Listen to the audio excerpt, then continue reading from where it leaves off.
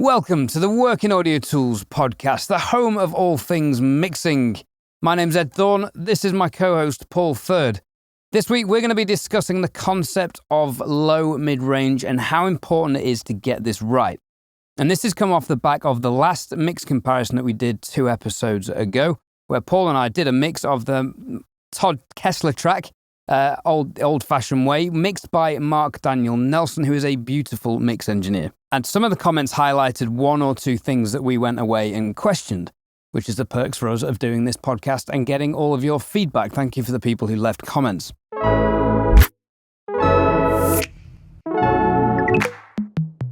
This episode is sponsored by Baby Audio, the maker of creative instruments and effects for music production.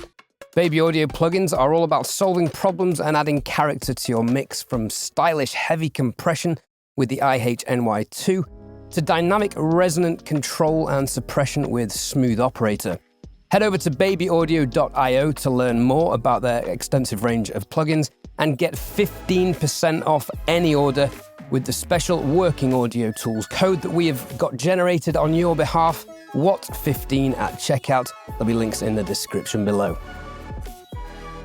Paul, take it away, because you have absolutely rabbit-holed the shizzle out of this subject. And just before we started recording this episode, we also went down a further rabbit hole using the plugin Expose from Mastering the Mix, which is a fantastic plugin for highlighting and revealing EQ curves in relation to other tracks that we want to reference, and also to standardized mastering curves and so on.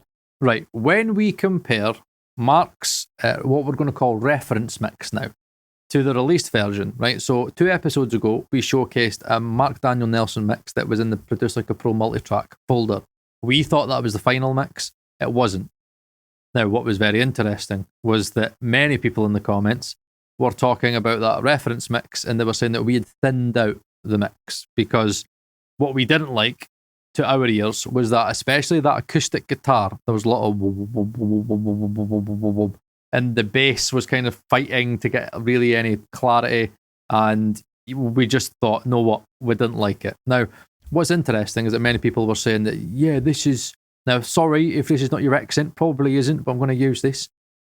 Basically, what I feel is that this is the Mark Daniel Nelson sound, and you've all thinned out the mix and you've lost the warmth and it sounds very cozy. Where in reality, if we compare the EQ curves of the reference mix that you all heard last week and Mark's released mix, what you can see from this screenshot here is that 1, in terms of the sub-content, there is sub-content lacking. So let's say like we're 50 to kind of say it maybe like up to 100 hertz. There's kind of low-end lacking there. And the most important region there, if we kind of think about, say, the 150 all the way up to, say, maybe 800 hertz, what you can see is that there was too much of that in the mix.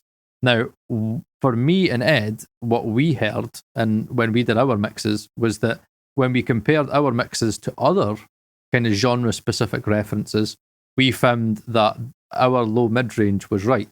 Now, what I'm going to do, right, because again, visuals is one thing, I'm going to let you hear the difference between Mark's mix and the release version and the first kind of version that we showed last week.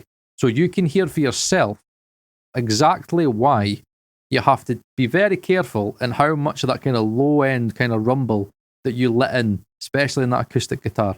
So here's an A-B, and we'll get straight into it. In a time when we want it all, everything's so fast. Read a text, no time to call. To slow down, oh, I pray. I'm so glad I found you the old-fashioned way. In a time when we want it all, everything's so fast. Read a text, no time to call. To slow down, oh, I pray. I'm so glad I found you the old-fashioned way. So straight away there, I think you'll all agree that in contrast, the reference mix that we played a little snippet of in the episode with our mixes 2 weeks ago, in contrast, sounds like there's a lot of low-mid content. And the release mix sounds like it has a bit more sub-content. Now, this kind of backs up my first thoughts in that episode where I said I think the track needed mastering to pull out the low mids. My theory behind that mix is that it's been mixed in a room that Mark doesn't necessarily know. I don't know that, don't quote me on that. But it sounds like the released version has been tweaked slightly mix-wise, but it's also been mastered, we think. What do you think, Paul? Is it a completely different mix, or is just mastering fixed that? No, I very much doubt that a mastering engineer is going to have the balls to take down like 5 dB, add like 5 dB of low-end sub-content and then take away so much mid-range, because that's really attempting to be a mixer yourself. My guess is that Mark has, again, the reference mix I don't know, but in the final mix, I think he's referenced whatever he's referenced, and he's probably been in his own room, and again, it's hard to speak about the reference mix because we don't know the backstory behind it. But all I can tell you is, from what I can hear in the release version, is that he's heard that kind of mud that's in the acoustic guitar. This, again, I just hear it, and you hear it in the AB. And what he's done is he's taken that out of the acoustic guitar, and then he's brought the more sub energy into the bass. So the bass kind of has more of a pocket, and it's more audible. You can definitely hear the bass a lot more, sits more in the mix. The acoustic guitar doesn't get in the way of the vocal and the bass, and they can also hear a bit more brightness as well. I could definitely hear that Mark brightened up the mix, which you can see from the curve as well. So it all ties in to what kind of me and Ed were hearing when we heard the reference mix. Now, what's interesting is that both Mark's mixes sound great. That's what I love about all this, and the subjectivity of everything, is that as much as the low mids is very in the mix and the acoustic guitar, the mix still is great and it's still intimate, and you could still get the feel, the cozy feel that Mark was going for. I just feel that the release version is very close to what me and Ed are used to when we hear Spotify mixes, iTunes mixes, Apple Music mixes, whatever. When we hear released versions of songs, even songs that are got that cozy, intimate acoustic feel, you normally find that the low mids have been curtailed and controlled in order to let the upper mid-range, i.e. the vocal, have a little bit more presence. Because what I hear is that the vocal now has more of a place in the mix. It isn't being masked by the whoop of that first mix. And it's overall more clearer. The vocal tells the story better. Yeah, some people might hear it and say, yes, it feels thinned out. But for me, it has more clarity. And that, to me, is what low mids does. If you have too much low mids, say like maybe what I would maybe class as much as 300 up to like 800, but in this mix you can see it's 150 all the way up to say 800, 900. If you have too much of that in a mix, what it's going to do is it's going to mask the bass, it's going to especially mask the vocal, and it shows you how important it is to leave space for the upper mid-range. That's what I heard, and that's what I did in my first mix that we showed, but I've done a revised mix, and Ed has also done a revised mix. So what we're going to do now is we're going to do the same process. We're going to do the reference mix, Mark's released version, what I'd like to think is going to be final mix, and Ed's final mix, which he's mastered. So, and don't worry, ladies, gentlemen, thems and theys, he has fixed the phase in the pianos, and he has brought down the pianos a touch. So let's have a listen to what we hear now.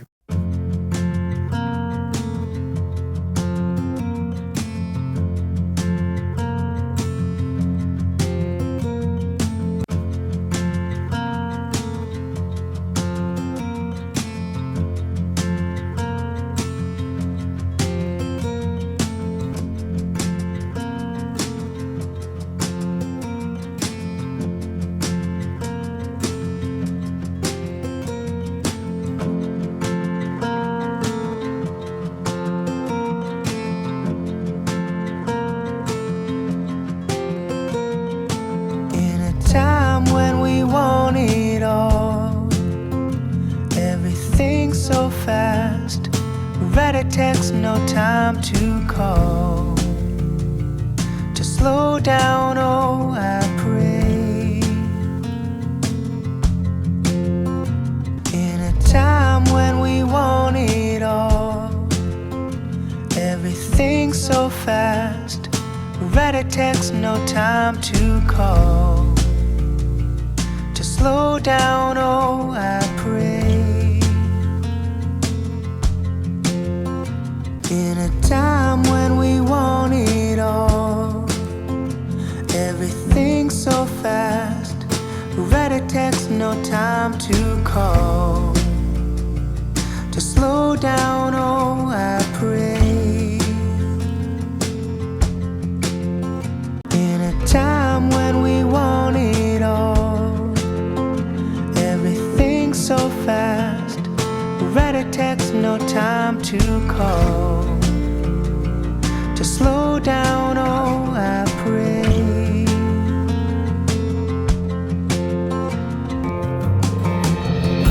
I'll write to you with ink from a pen.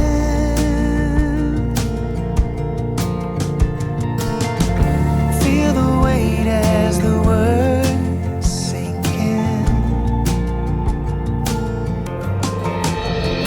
I'll write to you with ink from a pen.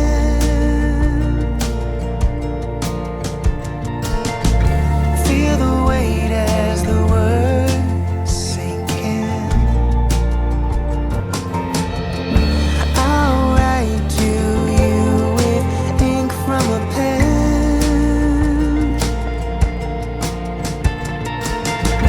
Feel the weight as the words sink in. I'll write to you with ink from a pen.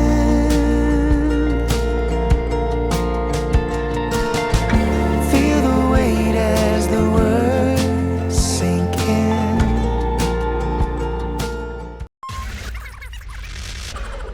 DistroKid sponsor the Working Audio Tools podcast, and you can get 30% off your first year's subscription using the VIP link in the YouTube video description and podcast show notes. DistroKid makes distribution of your music easy with unlimited uploads, and you get to keep 100% of your royalties and earnings. Join over 1 million artists who rely on DistroKid to get their music into Spotify, Apple Music, YouTube Music, TikTok, Tidal, Instagram, and all other streaming platforms now and in the future. The new DistroKid app is available on iOS. Go and download it from the App Store now.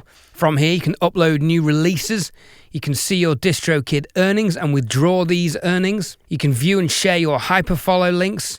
You can check your streaming statistics from Spotify and Apple, and even add and edit lyrics and song titles.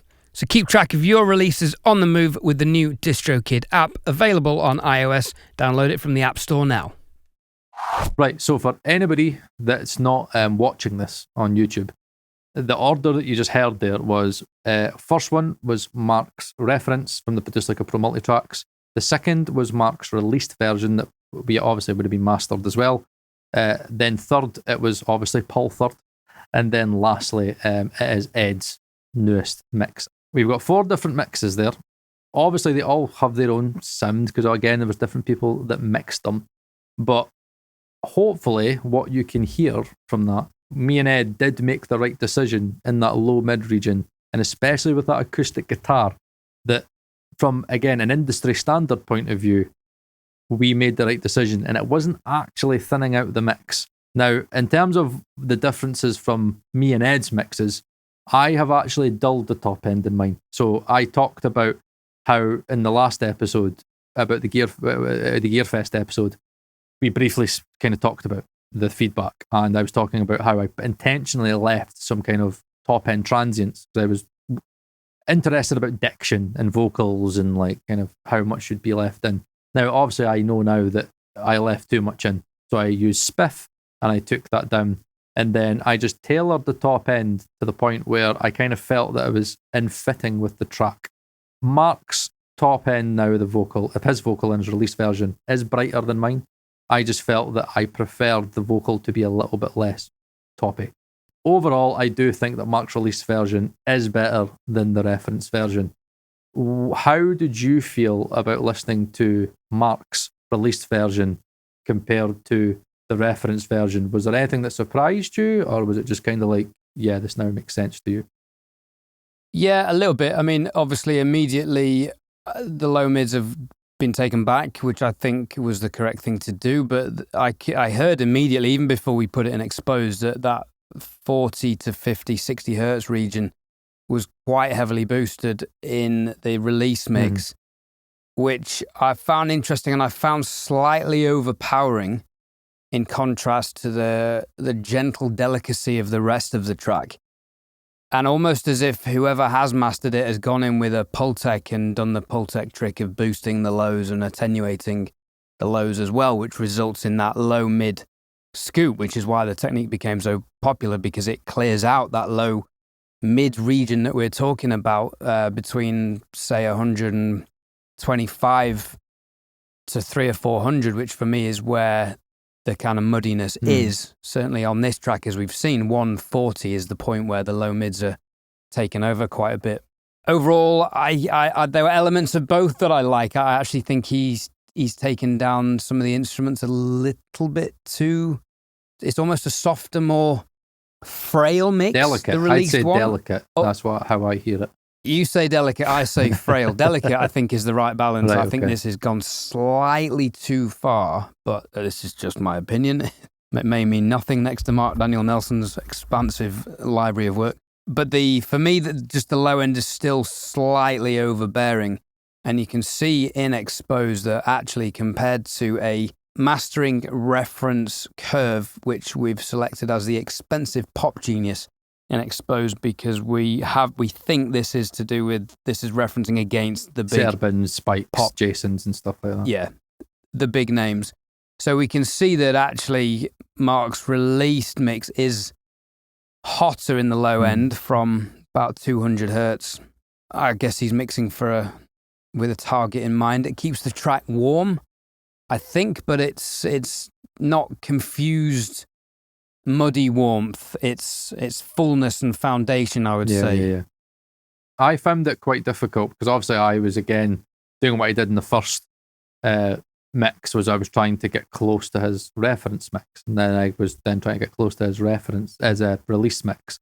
And the low end was something that I struggled with because the low end was feeling a little bit loud for me. But the good thing was that it taught me how to really try and refine and control the bass, because one thing that Mark did do well was that he had the bass loud, but he had it well controlled.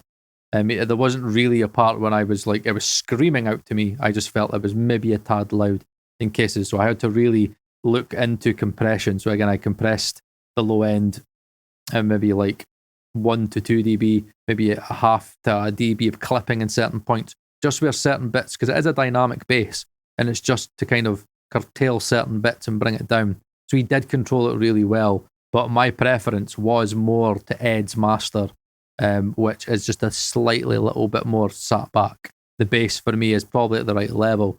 But what's interesting about mixing so close to Mark's released mix was I hear it as delicate, because what I like about my mix, now it's done, everything is allowed to kind of have its dynamic place.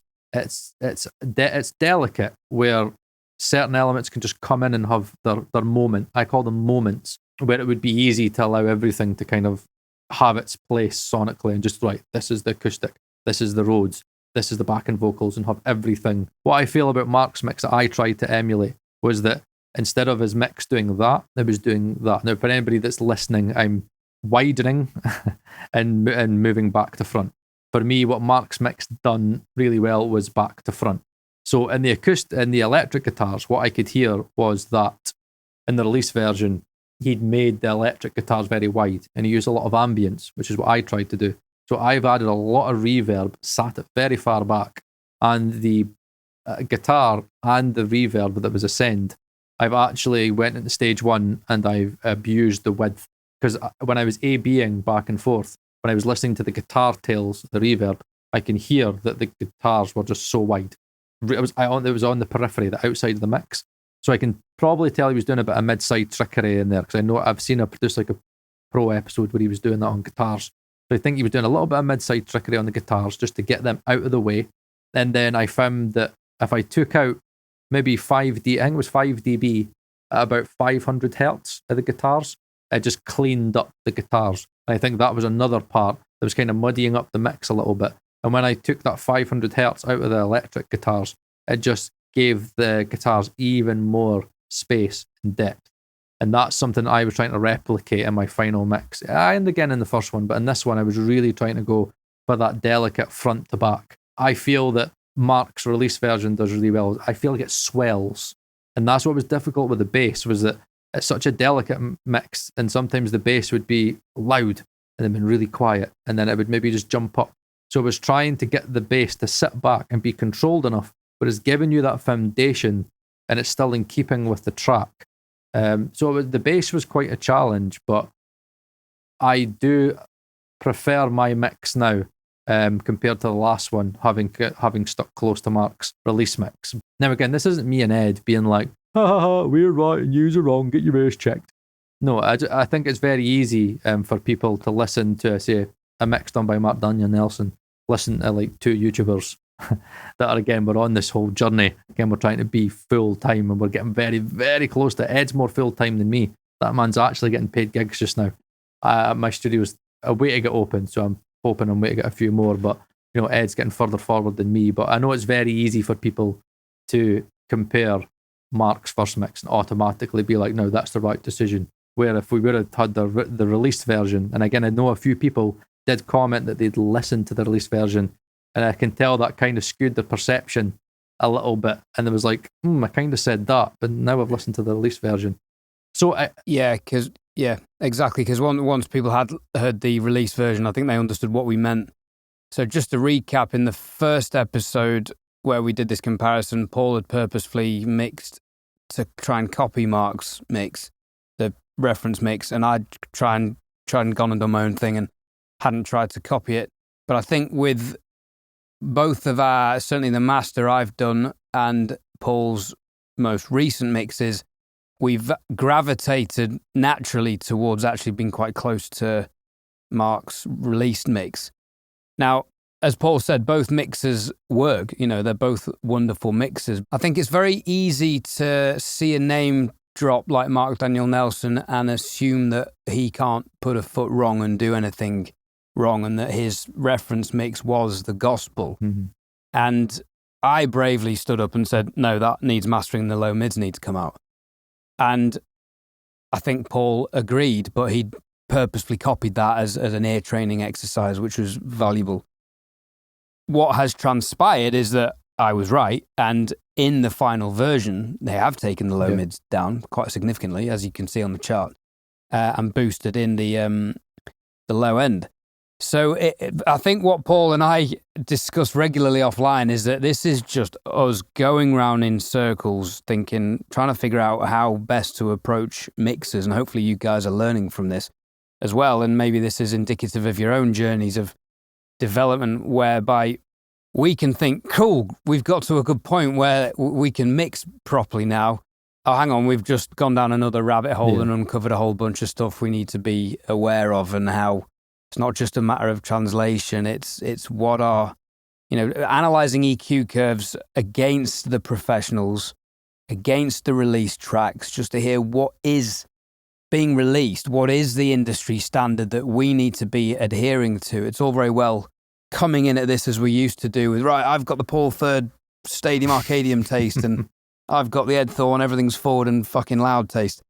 Those don't work, but as if you followed this podcast for a while, we're getting to a point where we are really paying attention to what's going out and getting sent out.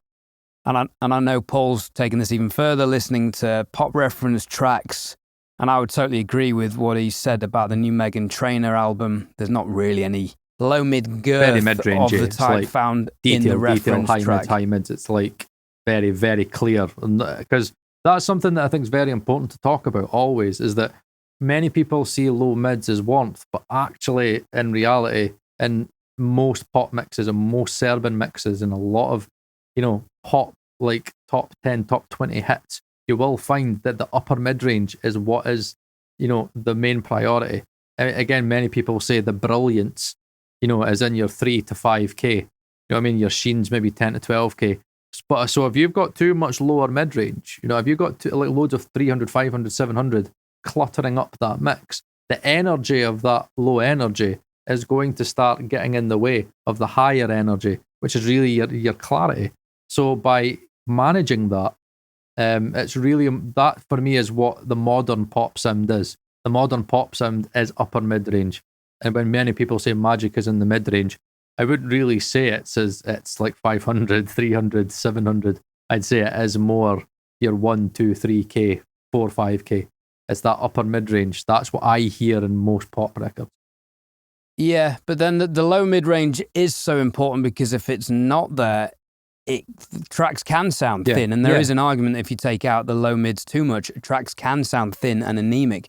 And I think that was possibly what some people were getting at in the comments in relation to Mark's reference mix, which in comparison, we both put out mixes that sounded thinner in comparison to a mix that we now know and can confirm had too much low mid information.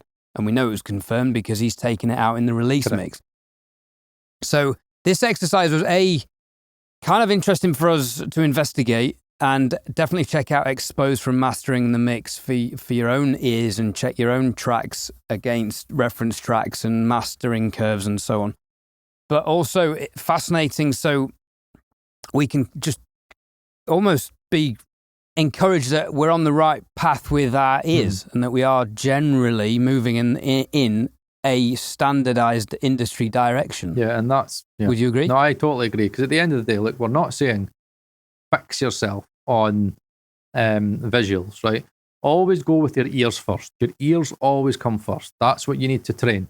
That's what we did on this. Even over science, yes. Paul. And when it comes... Even over plugin Yes, doctor. even when it comes to mixing, you've always got to use your ears, right? If you're trying to debunk marketing, or you're wondering if you should buy something, then science is going to be a big thing for you.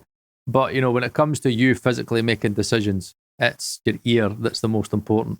And as Ed said very rightly, low mids is something that's very important. If you've got too much of it, it's going to cloud your upper mid-range. If you've got too less of it, it's really going to thin out a mix, and it's going to kind of lose the soul. And again, if you've got too much upper mid-range, it could start sounding harsh, and it could start sounding brittle. And that is a lot of times where the subjectivity comes in. There's some mixes that some people will listen to, professional mixes, and they'll be like, oh, it's too muddy. Other people will listen to it and go, it's warm, it's cozy, it's right, it's got feel. Other people may listen to a mix that sounds maybe a bit hollow, but then go, oh, it sounds brilliant, it sounds super clear, it sounds super detailed. So everything is super subjective, but what is important is to have references, like monitoring references, that can tell you exactly where you need to be. So for this one, the best reference I had was the Sony MDR MV1s, because they already have a very kind of warm, I hate that term, but I know that's what you all will understand. It kind of has a warm kind of characteristic out the box, where it's kind of a little bit boosted in that kind of lower mid-range. But what I like about the MDR MV1s is that a well done mix is still going to sound balanced, but if a mix has too much mud in it, all straight away you're like, oh, I need to take that out. And I normally find that it's a really good reference, and that's without EQ. Put that on, and so when I was thinking about the second mix, I put on the MDR MV1s, and straight away it was like the acoustic guitars need to be taken down. You need to shave off the high pass filter. So I again was, and what was great about the MDR MV1s is because they were boosted in that kind of low mid range region, it almost felt that the lower mid range was so more sensitive.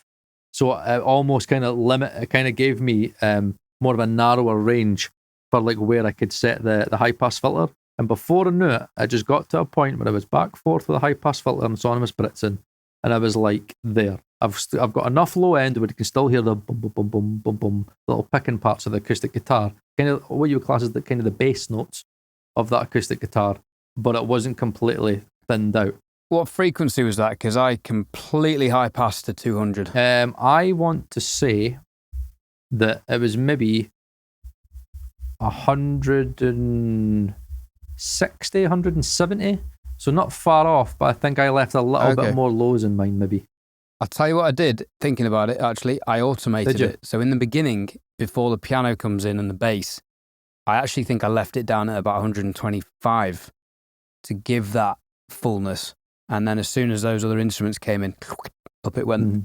But I think what's very important for people to understand is that if you don't have kind of muddy references, it's going to be difficult for you to really judge it, because the thing that really caught me was I've got Sony wireless headphones that I use in the work. So if the workshop is busy or whatever, then again, I normally have those wireless headphones on. Now, just stock, even with some EQ applied in the headphone, they're pretty muddy sounding headphones, and I don't really like the sound of them. But what I found was that, again, your Megan Trainors and again, a lot of your modern pop mixes, they sounded fine. You know what I mean? They didn't sound overly muddy. But when I played my mix and I played Mark's reference mix, it was just like, I was like, oh, I can't even listen to this. So are those headphones going into your mixing reference checking catalog now? So you're using the Ananda Nanos for the center channel and the transients. You're using the HE1000s for the width and the imaging. Are these then going to be your low-mid checking headphones? Now they are, and it's great because I don't even need to put anything on them. I genuinely just plug them straight into the topping. And what I like about them is that they've got this way where if a mix doesn't sound balanced on them, then something's not right. They're a bit like the Kalis a little bit. But what I like is that they're a little bit hyped in the top end just a little bit, but they still sound very balanced.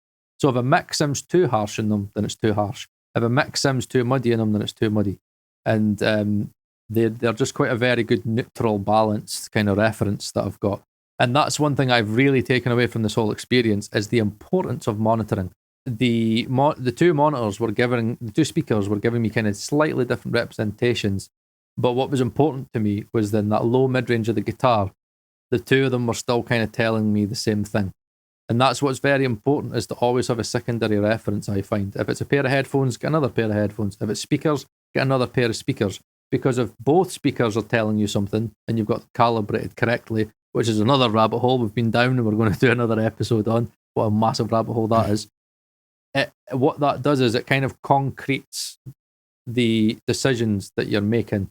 So I'd say that's a big thing. I know it costs money. I know it's like, and everybody's on a budget, but when you're making these type of decisions, that's very key to a mix. It's very important to have a plethora of frequency ranges and remind yourself that everybody isn't listening on fucking studio monitors. Everybody isn't listening to fucking headphones that are tuned in Harman. There are some headphones that sound shit. There are some earbuds that sound shit. There are some Bluetooth speakers that are going to sound honky or muddy or bright or whatever. So it's very important that when we're doing this, translation is across the board. And just because you might maybe listen to a mix and go, yeah, it sounds fine to me, so that's it being fine. How does it sound on other references? And that is why so many people talk about the car check. And even though they've got ATCs, or again, they've got fucking, super, super expensive monitors that are like fucking half the price of my house, they will still go in the car and they'll still check the mix on their shitty car, and they'll still check it on the Auratones, and they'll still check it on NS10s, and they'll check it on their phone. And it's all about an average form of translation. And I found that averagely speaking,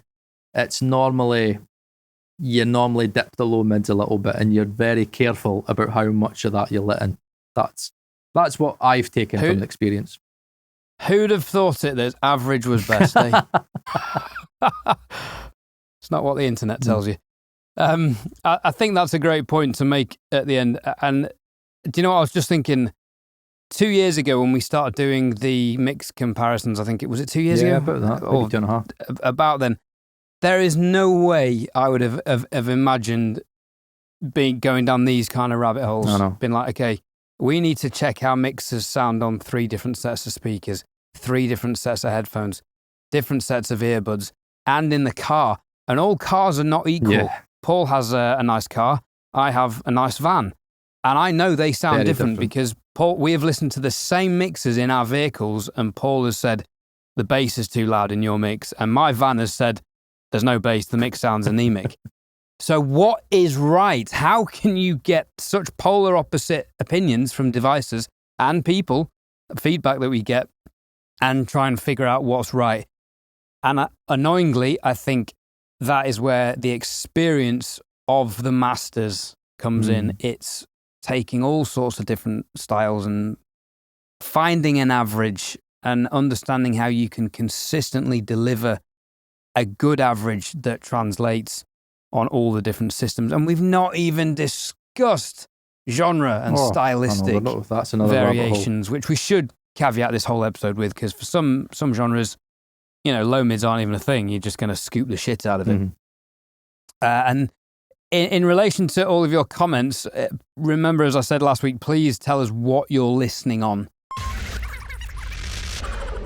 DistroKid hosts a range of visually engaging social media promotion tools to help your release stand out from the crowd. Creative and colorful social media cards incorporate your artwork to help your release stand out. These are free to download and can be highly effective promoting your release. DistroKid also offer mini videos, which are free, short, customizable videos incorporating your artwork and a short clip of your track. And if this wasn't enough, DistroKid also have a tool to create a Spotify canvas generator, which is the video that plays in the background when you're playing a song on Spotify. Simply choose a theme and choose from dozens of different creative artwork concepts. These are free to use and great for engaging your audience, available on DistroKid. For an additional subscription of $8.25 a month, you can get your music videos distributed to Apple Music, Vevo, and Tidal, and you'll keep 100% of your royalties. With DistroVid from DistroKid. One thing I do want to make very clear, because me and Ed have got to be very careful, because we are talking about another mixer's work, which I know is very frowned upon in the industry, but we're doing this in an educational context. And again, Mark has been very gracious to allow such amazing multi-tracks to be available for Produce Like a Pro members, and the fact that he's obviously giving a rough reference as well. One thing to bear in mind here is that we are all at the behest of the client. So maybe as much as, again, Ed might maybe listen to the release version, and to his taste, he goes, I think the bass is maybe a bit too loud, maybe a dB or 2 dB too loud. If the client turned around to Mark and said, I want more bass guitar, what's Mark going to do? Mark's going to give him 2 dB more bass. So whilst there is subjectivity in all this, we are at the behest of the client. And it's the client's taste that matters at the end of the day. As great as Mark is as a mixer, and I have to say, honestly, I have learnt so much from this experience. The techniques that I've picked up trying to reverse engineer a lot of what that man's done has been so powerful. It's almost been like sitting over Mark's shoulder trying to reverse engineer what he's done. I've learned a lot about depth and about being subtle and trying to be delicate. And yeah, I've just learned a lot. But I do want to make it just kind of concrete that, we are in no way critiquing Mark in a negative way. Like, his mix is outstanding, and it is something that we are trying to get to. He's, the reference point, and all we are trying to do is we are trying to better it, because there is no point of just sitting there going, yeah, I'm just wanting to get a little bit close. Of course, we're going to try and beat it, and we're going to try the best that we can do. Did we do it? Who knows, and who cares? As long as we're happy. Me and Ed are very happy with our end results, and at the end of the day, I guarantee you that Mark's client was over the moon, because I did a little bit of research, and there was a good backstory where I think it was Mark that filmed Todd, and the two of them have quite a close relationship, and I think kind of Mark put a lot of time and effort into pushing Todd's career. I think it's very important just to remember that the client is always, has a big impact on the end result, and as well, this would have been mastered, no doubt. Mark's not a mastering engineer. I don't know who he uses for mastering. So again, there might have been an impact on mastering, which may have changed. And the amount of times that we've sent mixes, to get mastered, and there has been certain changes made, sometimes positive, sometimes negative. You never know what's going to kind of come out. Sometimes change could be a good thing. Sometimes it's hard because you're like, that's not like, no, I like that, and you've changed that. Yeah, it's very, very easy, I've learned with mastering, to make something sound different, but is it better is so subjective. It is, and that's the whole thing. It's all subjective. So we don't want to make out that we are not interested in your comments, right? All that we ask is that please be kind. Again, I think somebody made a shitty comment trying to say that my vocals were amateur. I was like, fuck off. They're not amateur. There's a way of giving, feedback. And I don't think I saw that. because you don't, because he's not on the fucking channel anymore. Because I'm not taking, there's just no need for shit like that. It's just unkind. There's a way of putting things, and that's the one thing that we do kind of want to push to everybody listening to the podcast, is that me and Ed are doing a pretty brave thing, and we are genuinely putting all our flaws on the table to be critiqued everywhere online. And the internet, it can be a shitty place. But we know from speaking to many of yous that yous are getting a lot out of these comparisons, and yous are learning a lot from our experiences and some of our failings and some of our good things that we're doing as well. So please, don't be dicks. I've told you before, don't be a dick. Like, just try and be kind. Just try and treat it as if we're standing in front of you and, we've just met you somewhere. Would you really say shit like that? Would you really come to me in person and go, yeah, your vocals sound fucking amateur, mate? I'd be like, tell you to fuck off. So, look, just remember that... that could be one of those conversations at Gearfest, which would be preceded by the most frequent comment you got was, oh shit, you're really tall in real life. Honestly, that's one thing I'm going to ask you. That's what we're going to end the podcast on, right? How tall do you genuinely think I am, right? And I'm going to tell you now, I'm 5'11", right? I'm 5'11", and I just want to tell me before what you thought, what height I was. You know what I'm going to do? I'm going to do a poll on the community page. How tall is Paul Third? And say all will be revealed in next episode. And I bet it's the most viewed video we have. Yeah, so I'm 5'11". I actually am in short. And no, I'll tell you something, Ed. Laura was cracking up because she's seen the present day production video.